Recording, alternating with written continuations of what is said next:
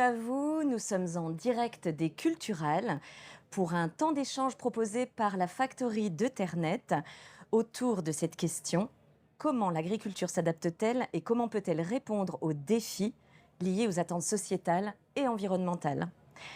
Le meilleur temps, c'est celui qui ne dure jamais trop longtemps, comme le dit l'adage.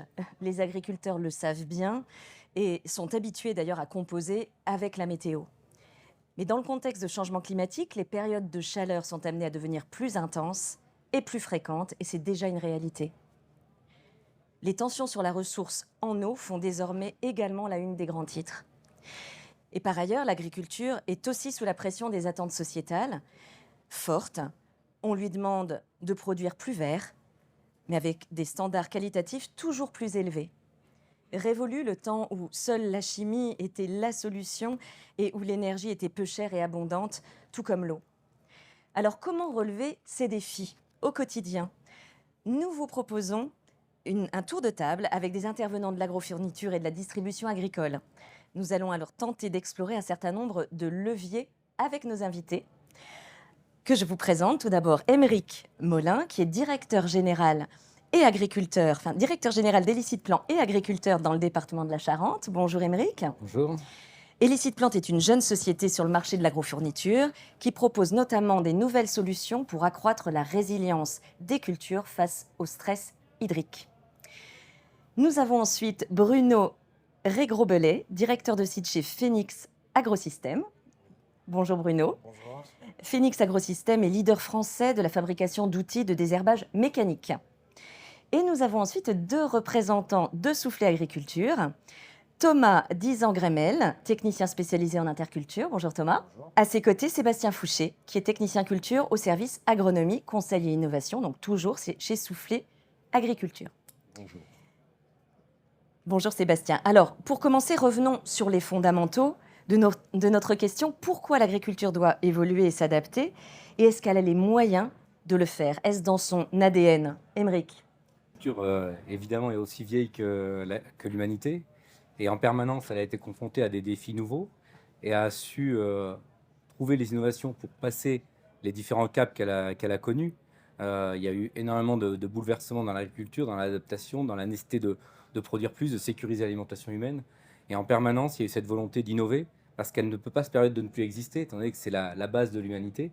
Et donc, elle trouve en permanence les choses, les innovations qui vont permettre de changer les choses. Et typiquement, la deuxième moitié du XXe siècle, comme vous le disiez, a été marquée par l'arrivée de l'énergie fossile, par l'arrivée de la chimie qui a apporté énormément de solutions. Et au XXIe siècle, on a de nouveaux défis à relever, comme en permanence dans l'agriculture. Et là, on va, je pense, aujourd'hui trouver justement quelques voies de grandes innovations. Sébastien, chez Soufflet, quel est votre point de vue sur cette question? Le point de vue, je rejoins Aymeric. Aujourd'hui, Soufflet intervenant dans l'agrodistribution, mais aussi collecteur, donc on travaille en amont avec des clients agriculteurs, mais aussi en aval avec des clients au niveau des débouchés. Et on se doit de trouver des solutions alternatives. On s'aperçoit aujourd'hui que l'agriculture évolue, prend un virage.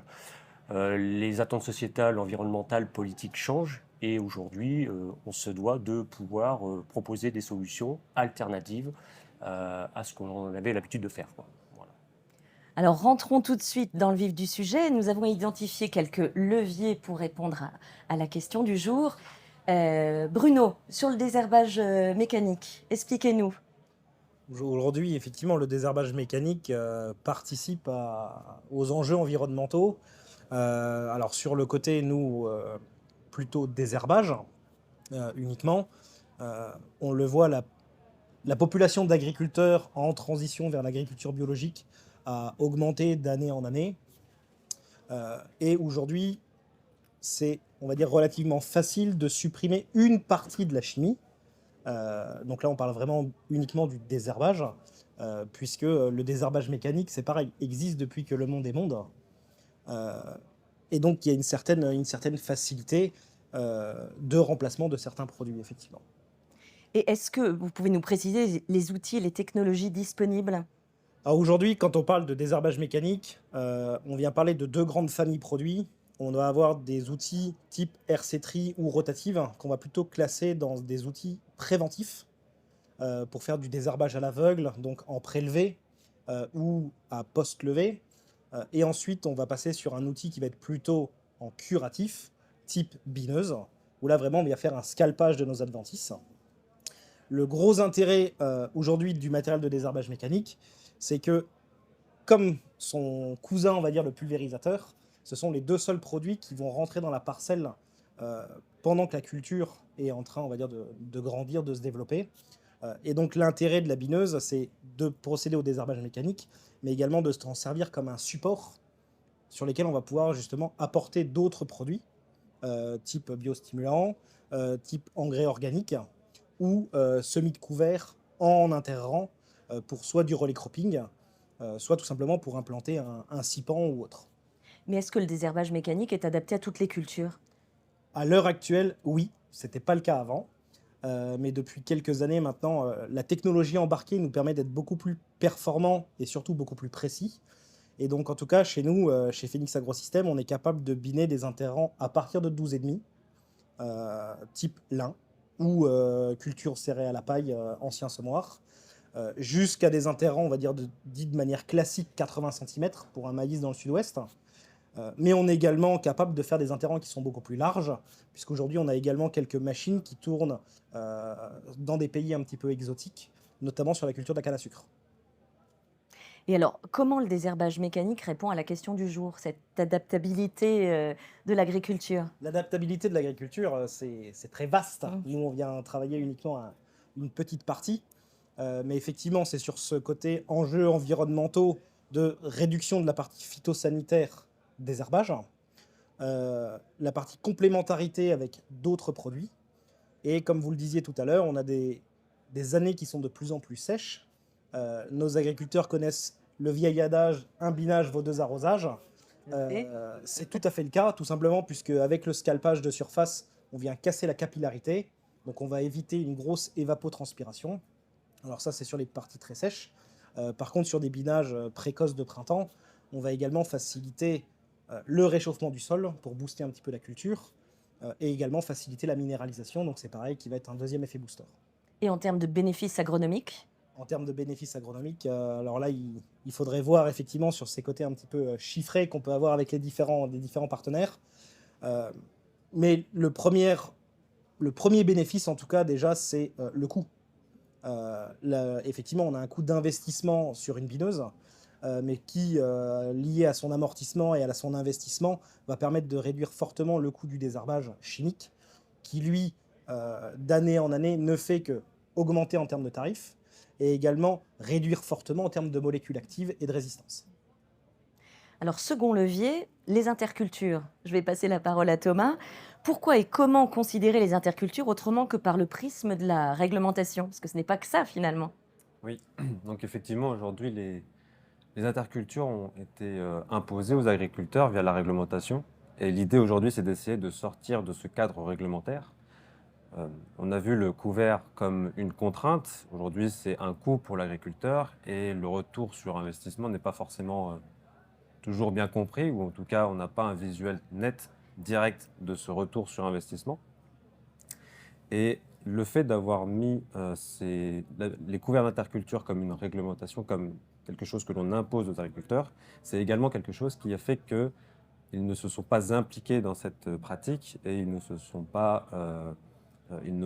font pas généralement ça avec autant de soin qu'ils peuvent faire avec une culture de vente. Aujourd'hui, l'objectif, c'est d'essayer de passer le couvert comme quelque chose de réglementaire à quelque chose d'agronomique. De faire en sorte que vraiment on intègre le facteur agronomique et qu'on se rende compte que le couvert puisse apporter à la fois à son sol et à la culture de vente après, en termes de qualité sanitaire ou de rendement. Ou encore même de désherbage, on pourra y revenir après. Et le fait de passer d'un couvert réglementaire à un couvert agronomique impose des changements également dans les pratiques, dans les techniques de semis, dans le choix des espèces que l'on pourra voir sûrement après. Et alors finalement, quel couvert pour quelle culture? Est-ce que toutes les cultures peuvent recevoir des couverts ou on va peut-être pas les citer toutes, ou alors il y a certaines cultures où le couvert n'est pas applicable? Dans ces cas-là, Certaines peut-être cultures, les en détailler? fait, ça va tout dépendre de la durée d'interculture que l'on va avoir. Si on se place par exemple entre deux céréales à paille, euh, on va avoir une interculture dite courte, c'est-à-dire on va avoir un délai compris entre 2 mois et demi, 3 mois d'interculture. Dans ce cas-là, on va positionner une interculture courte avec des espèces à cycle court. L'objectif est vraiment d'avoir des espèces qui vont se développer assez rapidement pour pouvoir être détruites à floraison. C'est à partir de ce moment-là l'optimum de destruction d'un couvert. Ensuite, on va avoir les intercultures dites courtes, longues, pardon. Ce sont des intercultures avec plus de 3 mois, voire même couverture hivernale. Et dans ce cas, on va chercher des espèces qui vont être assez tardives à floraison, qui vont faire beaucoup de biomasse, et pour une destruction vraiment soit entrée d'hiver ou sortie d'hiver pour la mise en place d'une orge de printemps, d'un tournesol ou d'un maïs par exemple.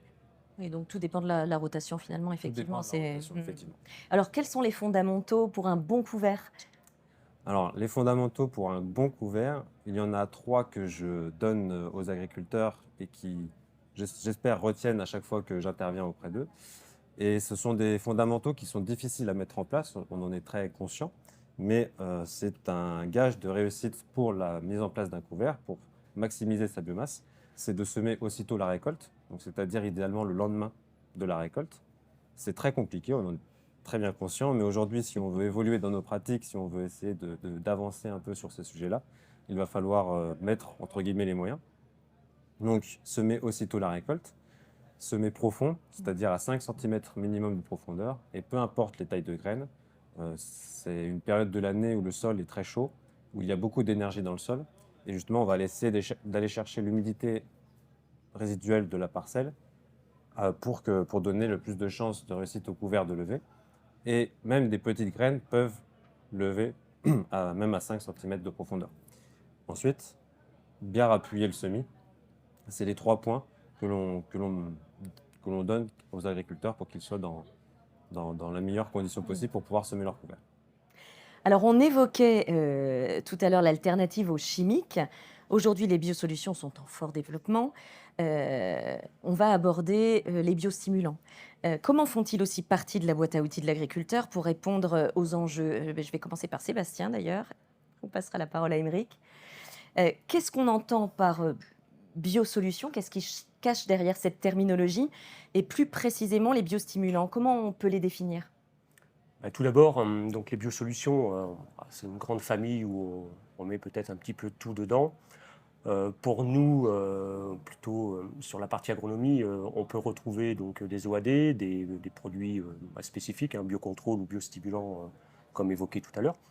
Mais on a aussi donc, la possibilité de joindre du mécanique. C'est aussi une approche globale sur l'exploitation. On parlait d'interculture, mais c'est aussi des rotations, c'est de l'agronomie, c'est du travail du sol.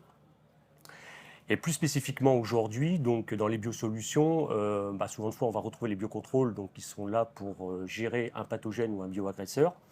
Et de l'autre côté, donc les biostimulants. Et un biostimulant, aujourd'hui, donc, ça regroupe les principes actifs ou des matières actives issues du naturel et qui viennent agir donc, sur le métabolisme des plantes ou la physiologie des plantes, mais sur des choses qui sont déjà innées pour le végétal. Et clairement, donc, on vient gérer un stress abiotique, donc soit un stress lié au gel, soit ça peut être aussi un coup de chaud par rapport à la climatologie. Et donc on vient, on va dire, activer des processus naturels, alors dans l'idéal avant éventuellement le stress, ou en post pour accélérer la récupération du végétal par rapport à ce stress. Émeric, vous qui êtes spécialiste de la question, est-ce que vous êtes d'accord avec cette définition? Oui, tout à fait. Les biostimulants, ça adresse les stress abiotiques. Et parmi les stress abiotiques, on le voit dans l'entreprise, qu'on travaille au Brésil, même dans les parties très, très gâtées par les dieux du Mato Grosso, parce qu'il pleut régulièrement, on a du stress hydrique. Dans la Corn Belt aux États-Unis, on a du stress hydrique. En Ukraine, on a du stress hydrique. Donc partout dans le monde où on a des grandes cultures, finalement, on a des situations de manque d'eau. Et aujourd'hui, les leviers qui adressent ces stress abiotiques sont appelés biostimulants. Mais là-dedans, effectivement, il y a une grande diversité. il y a des produits qui vont venir nourrir la plante pour lever des carences liées au manque d'alimentation en eau et en solution du sol. Et donc, on va être plutôt sur des produits nutritifs.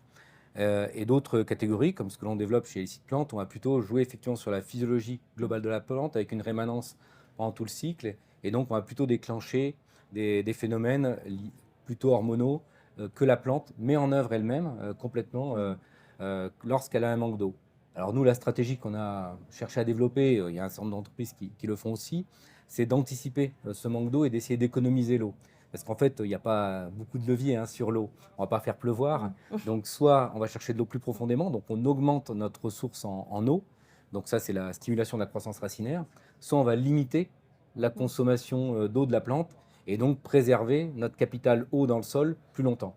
C'est ça les grands leviers sur lesquels on Et peut sur agir. quelle technologie finalement reposent vos solutions? Alors, ce qu'on a observé, c'est que dans ces modifications physiologiques, il y avait une molécule, enfin, des molécules, les phytostérols, qui sont des composés des membranes cellulaires des plantes et qui sont responsables, par leur action sur un certain nombre de récepteurs, d'une modification physiologique de la plante, et notamment la fermeture des stomates, donc les pores de l'épiderme de la plante, et de stimulation de croissance racinaire, donc cette modification que la plante met en œuvre lorsqu'elle a un manque d'eau. Seul problème, c'est que, voilà, comme je le disais, elle économise l'eau lorsqu'elle n'en a plus. Et donc, l'idée, nous, c'est d'injecter ça en avance, en amont de phase, En amont, ouais. en prévention, un peu comme le vaccin va prémunir d'une attaque virale, par exemple, comme on le connaît. Alors une question à tous les deux. Quelles sont les promesses, voire les réponses concrètes de ces biostimulants vis-à-vis des stress abiotiques? Alors il y a peut-être autant... d'abord, et puis moi, je fais la réponse Oui, plus oui, précise de ce que oui. je connais le mieux. Alors, nous, donc, moi, je vais parler pour Souffle Agriculture et notamment la partie service agronomie. L'objectif, c'est déjà de cibler les thématiques que l'on veut travailler par rapport à des effets revendiqués. Donc là, on parle de stress hydrique. Aujourd'hui, on essaie de screener un ensemble de produits qui peut correspondre à apporter une réponse par rapport à cette problématique. La deuxième étape, c'est de trouver le bon protocole ou le contexte de protocole qui est peut-être le plus adapté. Et là, c'est des choses sur lesquelles on évoquait tout à l'heure, mais je pense qu'il y a encore beaucoup à apprendre, beaucoup à travailler. C'est pas aussi simple que ça parce que malheureusement, on travaille avec du vivant, on travaille avec la météo, donc il y a beaucoup de facteurs extérieurs qui peuvent venir polluer les résultats. Et quand on a déterminé ces thématiques, ces protocoles et la typologie de produits que l'on veut tester, on reste pour l'instant au sein du service agro plutôt sur de la micro-parcelle répétée. Donc jusqu'à 6 blocs, on essaie pour accentuer un petit peu la finesse de l'analyse statistique au bout au niveau des résultats, d'augmenter le nombre de répétitions. Mais on sait pertinemment que ce n'est pas forcément la bonne méthode ou la seule méthode. Aujourd'hui, on parle de grandes bandes éventuellement ou des grandes bandes répétées. Et voilà, je pense qu'il y a encore un gros travail à faire au travers de tout ça pour pouvoir éventuellement évaluer si le principe actif apporte ou pas la solution. Parce que finalement, c'est assez récent quand même. On s'intéresse à ces solutions-là depuis quoi, peut-être une dizaine d'années Oui, alors aujourd'hui, c'est vrai que ça s'est accentué. Ecophyto a mis la pression. Aujourd'hui, on parle, je pense que dans la tête des gens, dans le milieu, 50% de réduction de phyto, d'utilisation de produits de protection de plantes. Et donc au travers de tout ça, on voit pléthore d'entreprises arriver sur ce marché-là. Donc aujourd'hui, des entreprises, alors soit des petites entreprises, des startups, ou des entreprises avec un peu plus de moyens au niveau R&D. Mais globalement, on a encore beaucoup à apprendre. C'est pas forcément aussi simple qu'avec la synthèse, où globalement, on avait des efficacités qui répondaient à 50, 60, 70%. C'était mesurable, c'était quantifiable. Et là, aujourd'hui, c'est beaucoup plus compliqué. Je pense qu'il faudrait sortir de ce contexte un petit peu historique pour pouvoir peut-être mettre en évidence les critères que peuvent apporter ces solutions. Aymeric, vous, quelle est votre analyse sur la question? Alors, l'agriculture au Brésil, je vais revenir sur le Brésil, c'est l'économie numéro 1, c'est le secteur numéro 1. Comme nous, on peut avoir l'aviation, qui est aujourd'hui le porte-étendard du pays. Donc ils ont mis en place des moyens énormes pour faire de la recherche en champ avec des possibilités aussi très grandes. Donc on a beaucoup appris de leur méthode, parce qu'on a une équipe de 15 personnes là-bas, et donc on a appris des méthodes de recherche au Brésil, et notamment sur le mix entre la grande bande, les avantages de la grande bande qui reproduit très fidèlement les conditions agriculteurs, et la force statistique de la microparcelle par sa répétition. Et donc c'est toujours le compromis entre les deux que l'on recherche. Et au Brésil, ils ont mis en place des systèmes qui permettent notamment d'évaluer les biosolutions, parce qu'il y a une très grosse volonté du gouvernement de développer les biosolutions au Brésil. Alors c'est toujours un peu étonnant, parce que le Brésil, on a une image de l'agriculture plutôt tournée autour de la déforestation, C'est vrai. les OGM et tout ça, mais c'est pas la réalité. Ils sont de terrain. novateurs. Ils sont très très demandeurs de biosolutions. Ils ont un besoin énorme aussi parce qu'ils ont un problème de fertilisation. Et donc entre ce qu'on a appris là-bas et ce qu'on a appris aussi avec l'université américaine dans la Corn Belt, on a mis en place des méthodes qui permettent justement d'évaluer. Et ce qui est amusant dans les essais qu'on a pu faire sur ces différentes zones géographiques, c'est qu'on retrouve les mêmes niveaux de performance d'un produit comme le nôtre dans les trois grandes zones que sont l'Europe, l'Amérique du Sud, l'Amérique du Nord. Ah, c'est rassurant, oui. C'est rassurant, on est autour de 10% de gain de rendement en situation de stress hydrique et une économie d'eau autour de 20%. Et sur le maïs, qui a une génétique relativement homogène aussi à l'échelle du monde, contrairement à d'autres plantes qui sont beaucoup plus influencées par l'homme et sa culture, comme le blé va être très différent selon les continents, parce qu'on le mange directement, c'est du food, pas du feed. Et alors que le maïs, ça va avoir une génétique beaucoup plus homogène, parce que c'est la vache plutôt qui mange, en tout cas les animaux, qui mangent le maïs. Mais ce qui est intéressant, c'est qu'on retrouve finalement le même niveau de performance, et donc c'est une problématique mondiale avec des solutions qui peuvent être mondiales aussi, pour répondre à ce deuxième défi. Je ne sais pas dans quel ordre le mettre. Il y a l'économie des produits phyto, qui est un vrai défi de l'agriculture du XXIe siècle. Et je pense que l'adaptation au changement climatique, et notamment les périodes de manque d'eau, va être un énorme défi pour l'agriculture et pour nourrir l'humanité qui continue de croître. Il n'y a aucun doute là-dessus. Mais les choses avancent, effectivement, c'est quand même très, très positif. Alors, je voudrais rester sur la problématique de la ressource en eau. Irrigation et génétique peuvent aussi être des leviers intéressants. Oui, moi j'ai beaucoup travaillé avec Arvalis sur l'exploitation agricole depuis plus de 20 ans, justement à essayer de trouver les solutions par rapport à cette question de stress hydrique. L'irrigation est évidemment quelque chose d'ancestral. Voilà, la ressource en eau, l'utiliser en été, ce qui a pu tomber et alimenter un certain nombre de ressources en hiver, c'est très ancien. Et simplement, aujourd'hui, le fait que les périodes de pluie s'espacent, même si on a une pluviométrie globale qui reste importante, nécessite d'intégrer des innovations aussi pour mieux piloter l'irrigation et s'adapter justement à notre ressource qui peut se raréfier en été. Et donc ces solutions se complètent, de même que la génétique. On voit bien les grands producteurs de semences cherchent à avoir des maïs plus résilients au manque d'eau, qui vont retrouver des comportements un petit peu comme le millet ou le sorgho, qui vont supporter des périodes de manque d'eau pour repartir dès lors qu'il y a de l'eau, et du coup avoir moins d'impact de perte de rendement lorsqu'il y a une journée de stress hydrique. Et je pense que c'est la combinaison de ces solutions qui vont faire qu'effectivement, on va monter brique après brique. Donc nous, on considère que notre entreprise est une des briques. Voilà, la génétique apporte une autre brique, et l'ensemble de ce que l'on parle aujourd'hui amène un certain nombre de briques pour arriver à construire l'agriculture du XXIe siècle qui permettra de lever les défis dont on a parlé pendant la séance. Effectivement, c'est une excellente transition. On comprend que finalement, tous ces leviers, eh bien, l'idée, c'est on ne les envisage pas les uns indépendamment des autres. Il faut vraiment, c'est un effet combinatoire. Bruno, est-ce que le désherbage mécanique permet de s'affranchir complètement d'un herbicide? La réponse aujourd'hui est oui, puisque l'agriculture biologique n'a pas 2 ans, mais a quand même maintenant des dizaines d'années. Donc on a une certaine expérience, effectivement, sur la gestion de parcelles sans désherbage.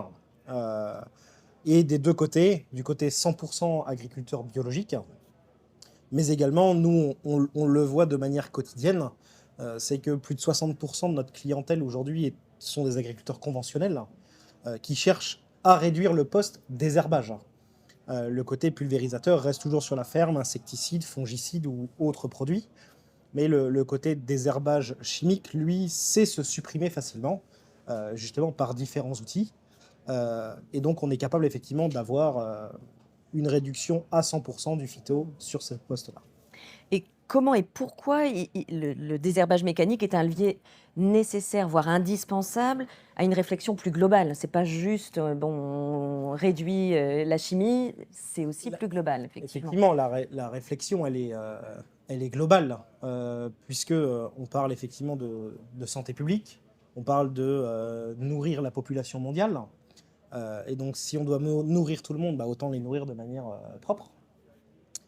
Mais également toute la partie pollution de sol qu'on pourrait avoir. Alors, effectivement, dans toutes les études, on parle beaucoup de désherbage chimique, en tout cas, et il y a eu notamment les politiques Roundup et autres.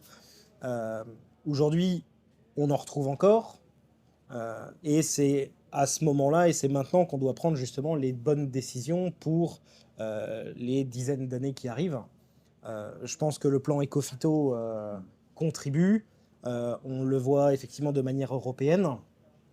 On le voit effectivement de manière à l'international, mais avec des contraintes qui sont un petit peu différentes. Que ce soit en grande culture, en maraîchage, en viticulture, en arboriculture. Aujourd'hui, tous les secteurs sont concernés. Et vraiment par, en tout cas, dans notre position à nous, sur cette thématique désherbage et préservation de la qualité de l'eau. Thomas, même question pour les couverts, finalement, c'est également comment dire, un levier qui doit entrer dans une approche plus globale pour arriver à ce que l'agriculture relève ces défis. Effectivement, donc le couvert aujourd'hui est vraiment un élément central à mettre en place. Et comme je l'ai dit tout à l'heure, à condition de le sortir du cadre réglementaire et de l'intégrer à un cadre agronomique. Et aujourd'hui, malheureusement, c'est un fait et la vérité n'est pas toujours facile à accepter. Cette vérité est plutôt difficile à accepter, c'est que les sols, on commence à avoir de plus en plus de problèmes de fertilité des sols. On est sujet à l'érosion des sols et notamment l'été, à la période où il fait le plus chaud, à la période où le sol est le plus fragile, entre guillemets, parce qu'il n'est pas couvert par une culture. Et aujourd'hui, c'est un peu le leitmotiv, c'est couvrir absolument nos sols par de la végétation, par du vert. Et cette période de l'année, c'est là où il y a des potentiels d'érosion éolien et hydrique très importants. Et on le voit tous les ans, c'est quand même beaucoup de nuages de poussière qui sont dans la plaine, parce que voilà, on peut pratiquer par exemple du phosmide, du désherbage mécanique. Ça a son intérêt, mais aujourd'hui, tout l'intérêt est vraiment de couvrir ces sols et de mettre des plantes, des semences dans le sol pour pouvoir couvrir ces sols et les protéger. Et aujourd'hui, si justement on arrive à rentrer un petit peu dans ce cercle vertueux de, de production de biomasse, de couverture des sols, c'est également une porte d'entrée dans le cycle de la fertilité du sol. Donc, c'est-à-dire recycler les éléments minéraux, la minéralisation naturelle des sols, La recycler matière tout ça, organique. créer mettre de la matière organique dans les sols. C'est un consensus aujourd'hui, le sol a besoin de manger du carbone, on doit remettre de la matière organique dans les sols. Et on peut le faire, l'interculture est un excellent levier pour redynamiser son sol. Mettre de la matière organique dans son sol avec une interculture, c'est un processus qui est quand même très très lent. C'est très très long dans le temps parce qu'on va apporter de la matière verte, c'est de la matière qui est finalement qui n'est composée que de peu de carbone stable. Et la matière organique, finalement, ce qu'on va chercher, c'est à la fois de la matière verte, comme les couverts, mais également de la matière organique stable, du carbone plus stable, que l'on apportera via, par exemple, des composts, des choses comme ça. Et c'est un peu cet équilibre que l'on doit chercher. Et, euh, et par rapport à ce que vous disiez sur le désherbage, le couvert a également tout son rôle à jouer dans la gestion du désherbage, puisqu'on va venir concurrencer en période estivale, par exemple, le développement des adventices en implantant des variétés qui sont globalement très productives, très agressives. Qui étouffe finalement les adventices. L'objectif, c'est d'essayer d'étouffer. Il y a plusieurs rôles dans le couvert. Le couvert a beaucoup de rôles, mais on ne peut pas tout lui demander non plus. Mais il a un objectif, ça reste quand même d'essayer d'étouffer le plus possible les adventices, de faire de la concurrence. Et on sélectionne, on tente, en tout cas, on fait de la sélection de variétés, on choisit des espèces qui produisent le plus de biomasse possible en très peu de temps, avec une ressource hydrique parfois limitante. Et l'objectif, c'est vraiment à la fin d'arriver à maîtriser et à ne pas se faire envahir par du récrat, du vulpin On est ou sur autre. quelles espèces, par exemple, là, sur ce type de Ça va couvert dépendre si on a interculture courte ou en interculture longue, mais on va parler d'interculture longue dans un premier temps parce que c'est les intercultures les plus simples, entre guillemets, à mettre en place, parce qu'on a plus de temps, et donc la plante a plus de temps pour se développer. Ça va être le radis fourragé, la moutarde d'Abyssinie, ou des moutardes brunes ou blanches plutôt des très tardives. crucifères Les crucifères marchent très bien parce que elles lèvent assez facilement en période estivale. C'est un gage de sécurité. Après, on va forcément partir aussi sur des légumineuses. La vesse commune, par exemple, en interculture longue, est une excellente espèce, puisqu'elle va développer une biomasse très très importante à partir du moment où on en arrivera à la semer aussitôt la récolte. C'est un peu une condition pour pouvoir faire des biomasses monstrueuses. puis avec des restitutions d'azote aussi Et intéressantes. derrière, Ouais. bien évidemment, quand on va détruire son couvert, la légumineuse qui va être avec un rapport carbone sur azote faible, puisque c'est une légumineuse et qu'elle ne se gorge pas en azote aussi rapidement qu'une crucifère, en carbone, pardon, elle va restituer de l'azote très rapidement via sa dégradation, tandis que les crucifères qui seront plus chargés en carbone vont relarguer via la décomposition de cette matière de l'azote un peu plus lentement dans le temps et donc apporter de l'azote plus dans le temps. Alors, Aymeric, je reviens à vous, si vous prenez votre casquette d'agriculteur, est-ce aussi votre point de vue que voilà, il faut penser global, il faut mobiliser un ensemble de leviers complémentaires Soit on a la chance d'être dans des sols ultra fertiles sans aucun problème, et alors là, c'est fantastique.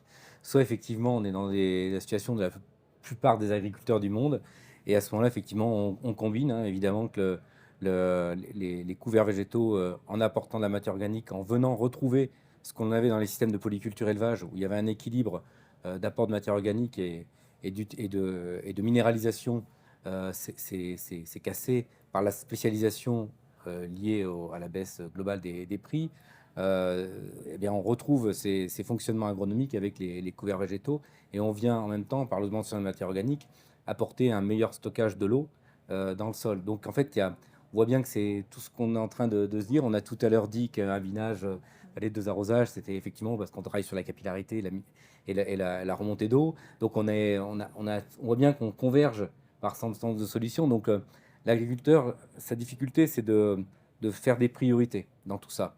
Dans cet environnement, de connaître et d'être conseillé pour arriver à faire les meilleurs choix et d'optimiser en fonction de sa situation. Et aujourd'hui, je pense que le Conseil agricole l'a bien compris.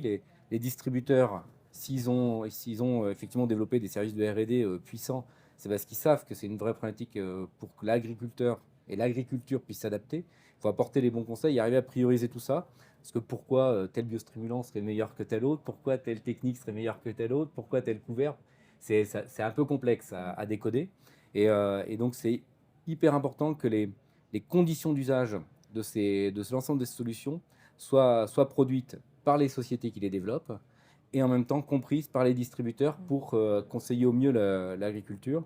Et je pense il va y avoir un tri dans les gens qui font la distribution entre ceux qui vont effectivement pouvoir apporter ce conseil. Hein. Je ne parle pas de la loi Egalim hein, là, mais d'apporter ce conseil par une expertise globale de l'ensemble des méthodes et de ceux qui ne pourront pas le faire. Je pense que demain, il y aura un vrai tri parce qu'il y aura une attente des agriculteurs, c'est sûr.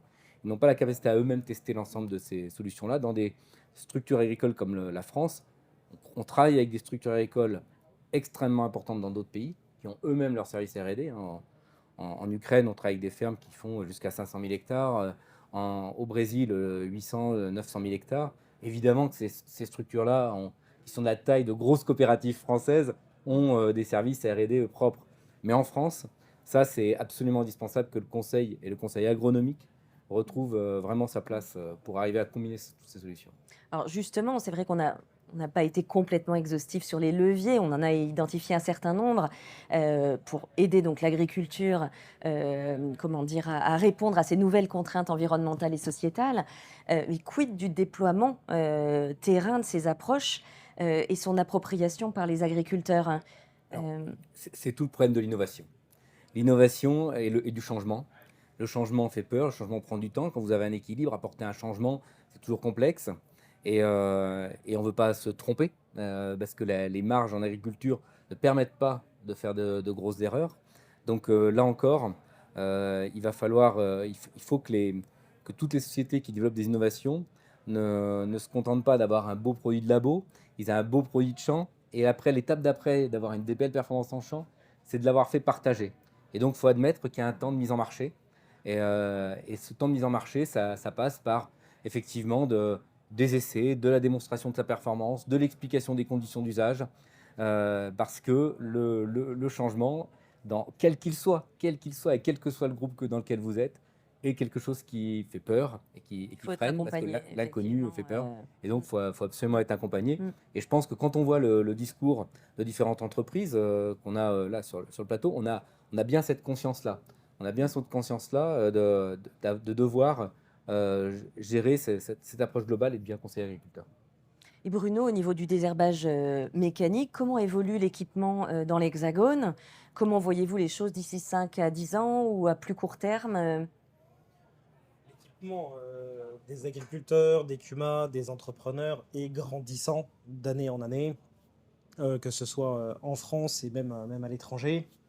Euh, la vision que nous, on a en interne aujourd'hui, c'est d'ici 10 ans, quasiment toutes les exploitations agricoles françaises posséderont une machine de désherbage mécanique, donc soit de type préventif, soit de type curatif. Mais dans tous les cas, soit par choix, soit on espère que ça arrivera le plus tard possible, mais par obligation. Parce que la réduction des phytos va engendrer ça, ou tout simplement la qualité de l'eau. Donc voilà, nous on sait très bien aujourd'hui que quand on parle uniquement désherbage, effectivement le côté désherbage mécanique, lui, est grandissant et a encore un bel avenir devant lui. Et Sébastien, comment la distribution, on en parlait, on évoquait cela il y a un instant avec Émeric, mais comment la distribution intègre-t-elle et accompagne-t-elle le développement de ces solutions au niveau de l'agriculteur? Bah, vous l'avez bien compris, hein, il n'y a pas une solution Mm. unique Mais non. et toute faite, malheureusement. Donc, bah, c'est un peu de regrouper l'ensemble des leviers, donc l'ensemble des pierres pour construire le mur ou les fondations. Donc aujourd'hui, au travers soit de notre réseau, soit au travers de plateformes, on arrive aujourd'hui à, je ne sais plus, 13 plateformes accessibles par nos agriculteurs, enfin nos clients agriculteurs chez Soufflet. Et donc, toutes ces combinaisons de possibilités ou de solutions alternatives. Des plateformes d'essai, pardon. Plateformes d'essai Plateformes d'essai, oui, pardon.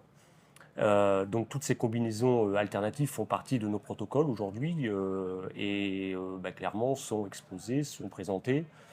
Voilà. Alors après, comme tout changement, ça crée des peurs, ça crée des craintes.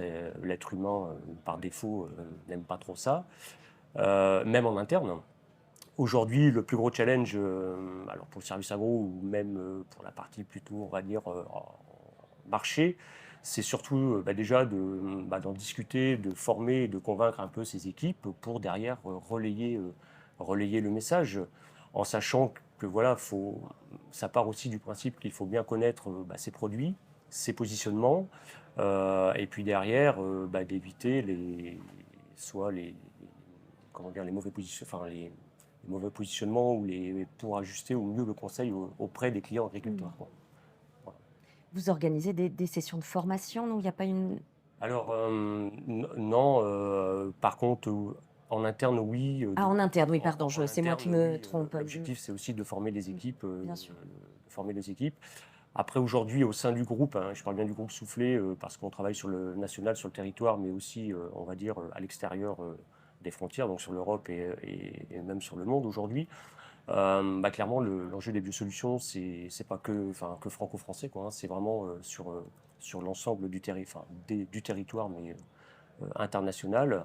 Et aujourd'hui, on met de plus en plus de moyens pour justement approfondir un peu ces connaissances. Et puis, on met des moyens humains avec l'embauche d'experts qui permettent d'accompagner les équipes terrain, mais aussi les agriculteurs sur l'utilisation de ces produits-là. Vous allez garder la parole, Sébastien, oui, pour la dernière question que je vais poser à tous d'ailleurs.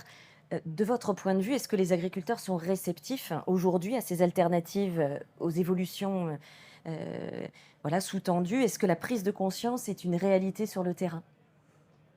Je vous dirais que oui. Après, il y a peut-être aussi, c'est peut-être aussi lié aux générations.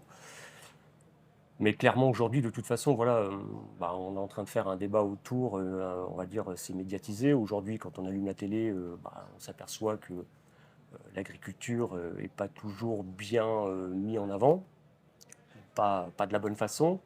Il y a beaucoup d'agribashing. Aujourd'hui, on sent bien que voilà, la société a envie d'autre chose, veut manger autrement. Il y a aussi les problématiques liées à l'environnement, on en parlait tout à l'heure, hein, on parlait de l'eau, de l'air. Et donc, au travers de tout ça, les agriculteurs aujourd'hui sont conscients des enjeux de demain, que de toute façon, on est à l'aube d'un virage, que le virage, de toute façon, il va falloir le prendre. Et au lieu de subir un petit peu comme l'aspect des intercultures ou des couverts, parce qu'à partir du moment où c'est imposé, on ne vit pas forcément très bien, c'est une contrainte. Et donc aujourd'hui, le mieux, c'est surtout d'accompagner les agriculteurs pour que, on va dire, ils prennent les devants. Et je pense que voilà, on est toujours plus fort quand on prend les devants et quand on, on essaie d'anticiper un petit peu les sujets, quoi. Donc moi, je dirais que oui, aujourd'hui, les agriculteurs sont conscients que de C'est en toute façon, marche. c'est en marche et que voilà, on ne pourra pas arrêter la machine. Et Thomas, votre point de vue sur l'interculture, est-ce qu'on parlait de ce frein réglementaire? Voilà, les agriculteurs se sont vus imposer. Est-ce que là, il y a un petit changement quand même? Ça fait quand même plus de 25 ans que le sujet, Oui. en France en tout cas, mais à l'international peut-être même encore plus longtemps, que ce sujet est travaillé. Ça, quand même, ça prend du temps. Aujourd'hui, de plus en plus, on sent qu'il y a un développement de cette thématique dans les fermes.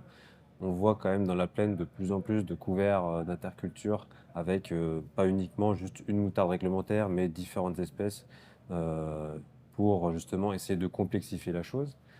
Sur le sujet des couverts, c'est aussi beaucoup de visuels. Un agriculteur, quand il va se rendre compte qu'effectivement sa parcelle a un très gros problème de fertilité, plus grand-chose ne pousse, ou est sujet à une très forte érosion hydrique par exemple, il va commencer effectivement à se poser des questions. C'est également très visuel dès que l'on va s'impliquer et mettre un couvert en place et qu'on a un très beau résultat. On va avoir une très forte biomasse. On se dit tout de suite qu'effectivement, pour son sol, c'est quand même plutôt très positif. Et c'est petit à petit comme cela que l'on va arriver, enfin que l'on arrive en tout cas, à faire évoluer les pratiques. Et pour rebondir sur ce que disait Sébastien juste avant, par exemple, on va mettre en place des vitrines, avec des agriculteurs, on va essayer de mettre en place quelques semis de couverts dans différentes régions de la France pour pouvoir essayer d'animer ce sujet-là, ou sur la plateforme d'expérimentation dédiée à ce sujet-là, on va justement mettre en avant un petit peu tout ce que l'on peut proposer. Et l'objectif, c'est vraiment d'offrir du visuel aux agriculteurs pour qu'ils puissent se rendre compte un petit peu de tout ce qui est possible de faire. Mais après, derrière, c'est à eux aussi de s'engager, de s'adapter, et Bien sûr. de trouver les moyens de mettre en place tout cela, ce qui est la chose la plus compliquée aujourd'hui. Bruno, une prise de conscience sur le terrain des bienfaits vous avez déjà presque un peu répondu à la question tout à l'heure, Oui, mais oui, il y a une prise de conscience d'une certaine population d'agriculteurs. Pour d'autres, ça reste encore une très grosse contrainte. Mais parce je pense que la vision est là, dans ce cas, peut-être trop terre à terre et trop terrain, liée à l'utilisation de la machine en elle-même. Alors qu'effectivement, si on mène une réflexion qui va être un petit peu plus globale, et justement en incluant des partenaires de conseil agronomique, d'autres sociétés, nous, au final, on est là en tant qu'agro-fournisseur, constructeur, et proposer une solution, mais une solution qui n'est pas la fin en soi. C'est-à-dire qu'on va être le support qui va permettre d'y mettre d'autres briques. Aujourd'hui, effectivement, le passage de la bineuse va permettre de faire un apport d'engrais, un apport de biostimulants, d'anticiper pourquoi pas un semis de couvert en intégrant au dernier passage de bineuse. Et voilà, c'est tout un ensemble. Maintenant, on essaye de prêcher un petit peu la bonne parole aussi, de faire changer les mentalités. Les générations, effectivement, évoluent et pensent les choses de manière différente. Maintenant, c'est ce côté effectivement environnement global sur lequel je pense on va tous être amenés à travailler ensemble, justement pour apporter non pas chacun dans son coin des petites solutions, mais de mettre en place une réflexion qui soit beaucoup plus globale pour justement faciliter la transition de l'agriculture de manière plus écologique, environnementale, préservation de l'eau, euh, pour que ce soit un choix de l'agriculteur et non pas une contrainte. Et Émeric, le mot de la fin pour Émeric? Je crois que les agriculteurs l'ont montré pendant des millénaires. Ils sont très, très attentifs aux innovations et les accélérations d'arrivées technologiques sur ces dernières années le montrent. La vitesse à laquelle le GPS est arrivé dans les fermes. Enfin, il y a énormément d'innovations qui sont arrivées très rapidement. Donc les agriculteurs sont en attente de l'innovation. Ce sont des chefs d'entreprise hein, et ils sont à la recherche de leur veille scientifique et technique. Elle n'est pas structurée, mais ils le font pour autant. On voit bien, regardez les noms des salons que nous avons. Hein, quand on parle d'Innovagri, les culturales sont là pour ça aussi, pour montrer les innovations. Donc on voit bien que c'est quelque chose qui est en attente si les gens y répondent de cette façon-là. Mais on l'a tous dit, les agriculteurs, comme beaucoup de monde, veulent voir. Et pour que les leaders, parce que c'est toujours la même chose, hein, il y a des early adopters, des leaders, et puis après Les des gens followers qui et vont les... plus ouais. suivre. Pour que ces early adopters démarrent, il faut qu'ils voient. Il faut qu'ils aient la preuve de la rentabilité de ce qu'on leur propose. Et je pense que c'est ça le travail qui est à conduire, d'avoir les méthodes qui permettent de montrer les choses. Et alors, si possible, en regroupant des choses, en ayant Des un itinéraire initiatives, technique ouais. qui soit assez complet, parce que c'est compliqué d'aller voir. Si un agriculteur doit rencontrer l'ensemble des firmes qui font des biostimulants en France, ça va être un peu compliqué. Il va pas savoir qu'il passe un peu de temps, et c'est pas ça son métier. C'est pour ça qu'il faut arriver à regrouper, à trouver les terrains les mieux, trier le grain de livret aussi, parce que toute innovation n'est pas forcément performante et rentable pour l'agriculteur. En tout cas, il faut qu'il connaisse les conditions de la rentabilité. Et ça, c'est extrêmement important que les gens travaillent là-dessus. Parce que dès lors qu'une innovation est rentable, ça, il n'y a aucun doute, les agriculteurs l'adoptent très rapidement, comme tout chef d'entreprise. Voilà.